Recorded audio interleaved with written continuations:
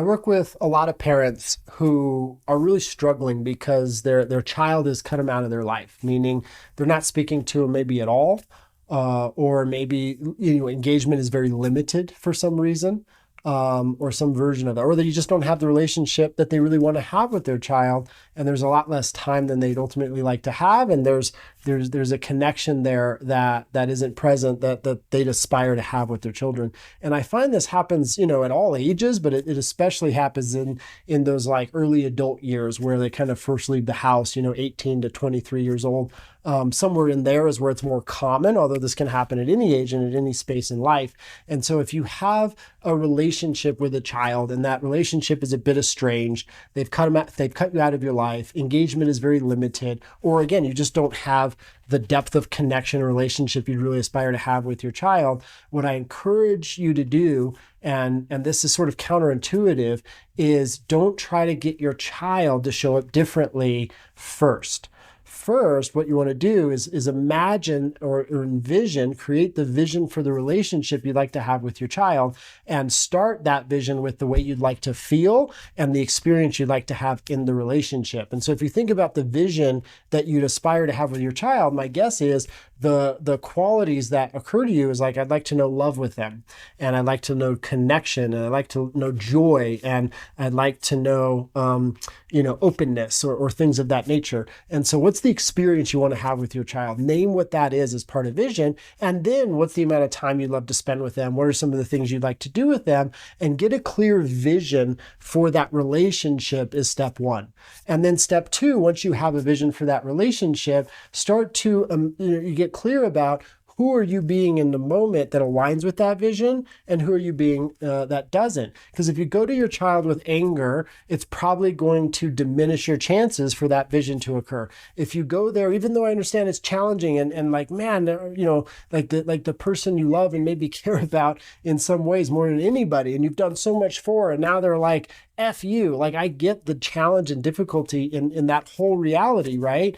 But the point is, if we go there with resentment, they're going to go further away, right? They're going to pull back. If you go there with large expectations of who they need to be, that's going to trigger a sense of shame and guilt within them because they feel like they can't live up to that expectation. And so that shame and guilt that they're feeling is going to keep them from engaging with you. And so make your priority showing up as the best version of yourself when you're not even with your child, but just when you're thinking about them, and learn to and develop the capacity where you can feel love for them, even though you're not talking very much. You can feel compassion for them, even though you may not be engaging the way you'd like to. You can feel proud of them. You can feel a sense of connection to them. You can feel acceptance for them. And if you develop the qualities within yourself that would align you with the vision of relationship you want with your child, this is the biggest thing you can do in repairing that which is there, or creating a space where they will want to naturally engage with you more.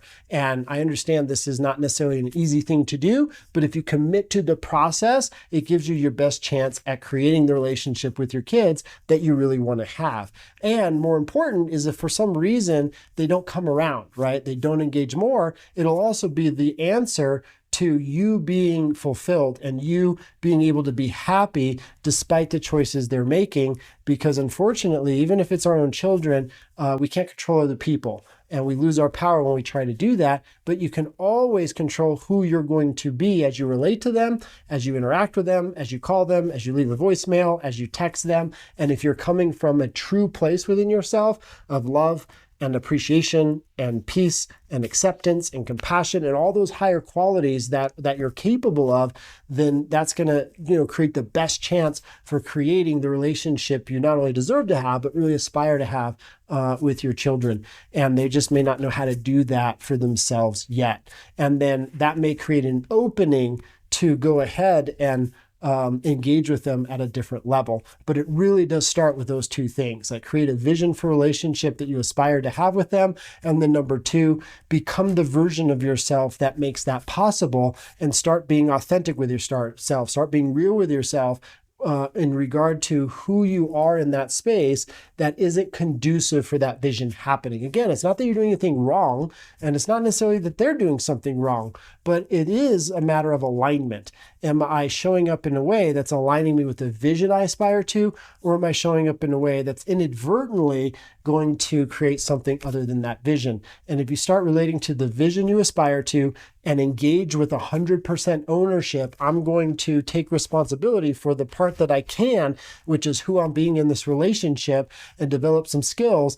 You're very highly likely you're going to have the relationship you want. And then in the rare case, you're not able to create that relationship because they're just not up for it. Well, it is still your key to freedom and fulfillment. And at the end of the day, in my opinion, if you did your job of like they're still alive, you kept them alive, you gave them the basic needs of food, water, and shelter, and you loved your kids and you did the best you could, you kind of did everything for them. And the reality is, if they're self-reliant today and they're able to be out in the world and not be dependent on you, you actually did a pretty good job as a parent, because there's a lot of 35-year-olds living at home and they wish they were out of the house.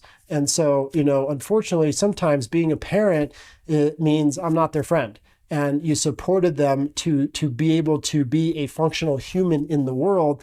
And if you did that, give yourself a pat on the back, because you did a lot, right? You made it so that your child can figure life out, which is a huge deal. But I understand if you want to have a relationship with them, 100% you deserve to have that. Let's go for that. Create a vision for a relationship that you want, number one. And number two, let's be real with ourselves about the ways in which we show up that isn't supportive for that vision. And let's start showing up and holding space on our end of the relationship such that we are holding space for that vision. And who knows what becomes possible from there? Probably the vision for the relationship with your child that you want.